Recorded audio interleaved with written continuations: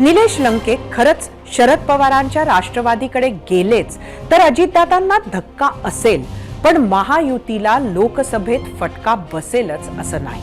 मात्र विजय शिवतारे बारामती लोकसभेला खरंच उभे राहिले तर त्याचा थेट फटका अजितदादांनाही बसेल आणि महायुतीलाही बसेल, कारण शिवतारे बापूंमुळे सुप्रिया सुळेंच्या विरोधातील मतांचं विभाजन होण्याची शक्यता वाढली.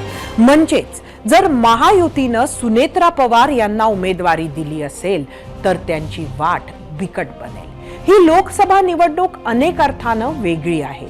आज लोकांना आधी ज्याला अभद्र युती आघाडी म्हटलं जायचं त्यासाठी मतदान करायला सांगण्यात येत आहे. कार्यकर्त्यांना सातत्यानं ज्यांना कट्टर विरोधक म्हटलं त्यांच्यासाठी प्रचार करायला सांगण्यात येतोय. आणि जी नेते एकमेकांच्या वाऱ्यालाही उभी नसती झाली ती मांडीला मांडी लावून बसताना दिसत आहेत. आणि त्यामुळेच बऱ्याच पातळीवरचं कन्फ्युजन आहेच. लंके किंवा शिवतारे ही केवळ सुरुवात असू शकते. आगे आगे देखो होता है क्या असं जाणकार म्हणत आहेतच.